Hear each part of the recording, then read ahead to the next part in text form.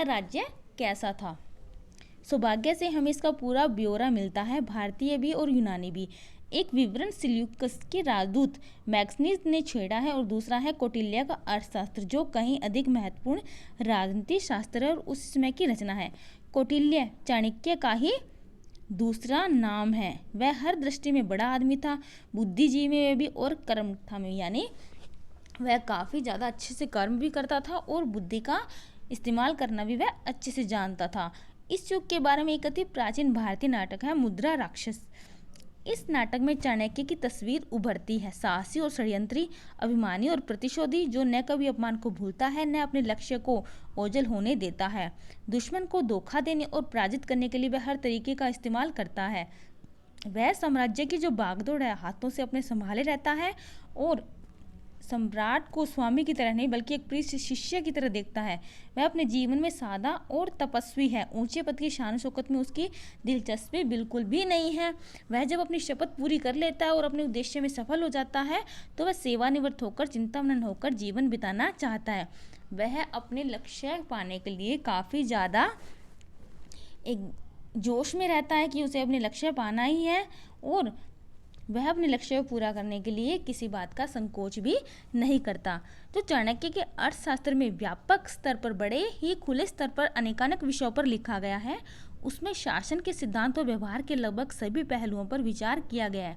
इसमें चंद्रगुप्त की विराट सेना का विस्तार से वर्णन किया गया है। चाणक्य का कहना है कि केवल संख्या से कुछ नहीं होता, अनुशासन और उचित नेतृत्व के भार में भी बोझ बन जाते हैं। इसमें रक्षा और किलेबंदी के बारे में भी बताया गया है।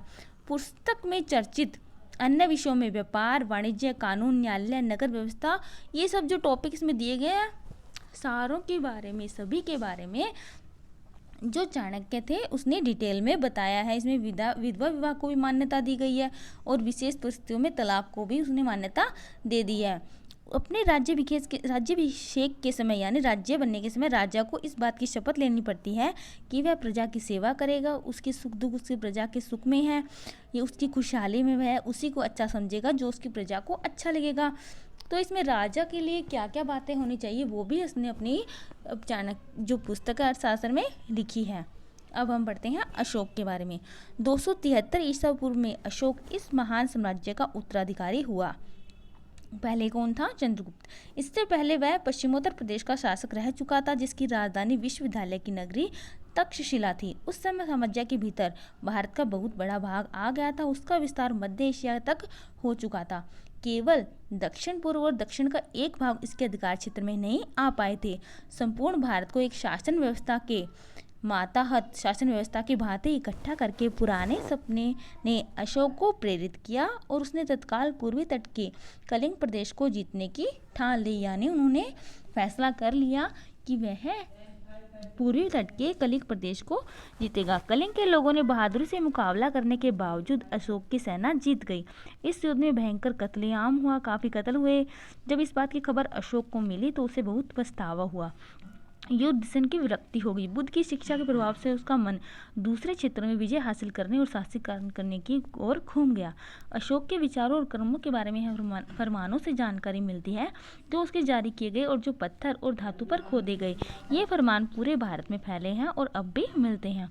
कलिंग को साम्राज्य में मिलाए जाने के ठीक बाद ही महामहिम सम्राट ने धर्म के नियमों का उत्साहपूर्वक पालन, उन नियमों के प्रति प्रेम और उसको अंगीकार करना आरंभ कर दिया। उनके एक फरमान में कहा गया कि अशोक अब आगे किसी प्रकार की हत्या या बंदी बनाए जाने को सहन नहीं करेगा। कलिंग में मरने और बंदी बनाए जाने वाले लोगों के 100वें 1000वें हिस्से को भी नहीं। सच्ची विजय कर्तव्य और धर्म बन करके लोगों के हृदय में जीतने में है। अब उसने ऐसा मान लिया था। फरमान में आगे कहा गया है, इसके अलावा यदि कोई उनके साथ बुराई करेगा तो उसे भी जहाँ तक संभव होगा महामहिम सम्राट को झेलना होगा। महामहिम सम्राट की आकांक्षा है कि जीव मात्र की रक्षा हो, उनमें आत्म संयम हो, उनकी मन की शांति और आनंद प्रदान हो। इस अद्भुत शख्स ने, जिससे आज भी भारत और एशिया के बहुत से दूसरे भागों में प्यार से याद किया जाता है, अपने आप को बुद्ध की शिक्षा के प्रचार में, नेकी और सद्भाव के काम में तथा प्रजा के हित के लिए सार्वजनिक कार्यों के प्रति समर्पित कर दिया।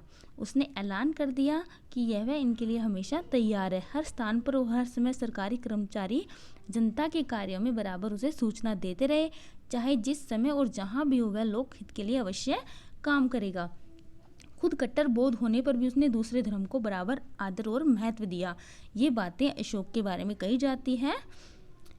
अशोक बहुत बड़ा निर्माता भी है। उसने अपनी कुछ बड़ी इमारतों को बनाने में मदद के लिए विदेशी कारीगरों को रख छोड़ा था। यह नतीजा एक जगह इकट्ठे बने स्तंभों के लिए डिज़ाइन से निकाला गया था, जो पर्सिपोलिस की याद दिलाते हैं। लेकिन शुरू की मूर्तिकला और दूसरे जो खंडर थे, उनमें भी भारतीय कला परंपरा की जो विशेषताएं हैं वह दिखाई देती है। 41 साल तक अनवरत शासन करने के बाद ईसा पूर्व 232 में अशोक की मृत्यु हो गई। एच.सी. वेल्स ने अपनी आउटलाइन ऑफ हिस्ट्री में उसके बारे में लिखा है कि बादशाहों के दसियों हजार नामों में, जिनमें इतिहास के पृष्ठ भरे पड़े हैं, जिनमें बड़े बड़े राजे, महाराजे, शहंशाह और नामी ग्रामी शासक भी शामिल है, अशोक का नाम अकेले सितारे की तरह चमक रहा है। वोल्गा से जापान तक आज भी उनका नाम आदर से लिया जाता है। अशोक इतने चर्चित हुए थे अपने समय में और इतने अच्छे उनके आदर्श हो चुके थे बाद में। तो आज ये हमारा चैप्टर कंप्लीट हो गया है।